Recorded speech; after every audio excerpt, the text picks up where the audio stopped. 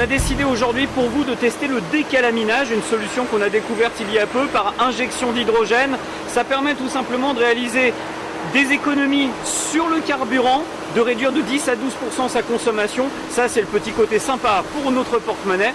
Mais le côté positif, c'est qu'on va pouvoir réduire les émissions polluantes de nos véhicules et les diviser par 2.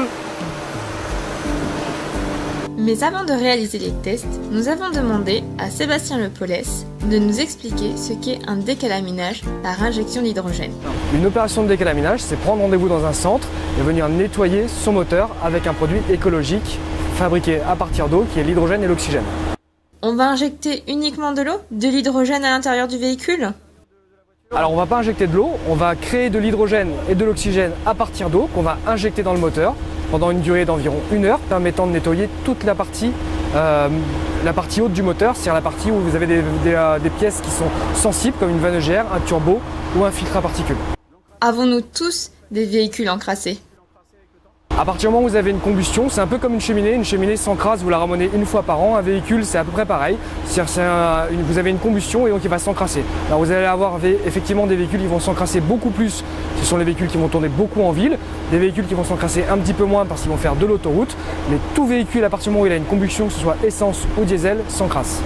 Pour ce test, nous avons pris un 4x4 diesel datant de 2007, affichant plus de 217 000 km au compteur. Afin de connaître l'efficacité du décalaminage, nous avons mesuré le taux des émissions polluantes CO2, CO et NOx avant et après le décalaminage.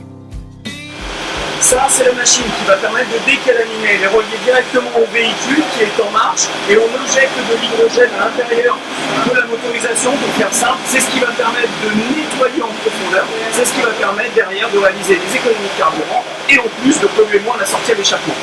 Pour ce type de véhicule, le décalaminage a duré 2 heures. Pour une voiture citadine, il faut compter environ 1 heure de traitement pour 69 €.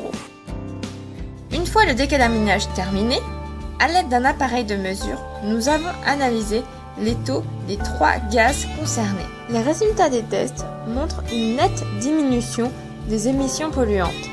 Le décalaminage permet donc de décrasser le véhicule et de polluer moins.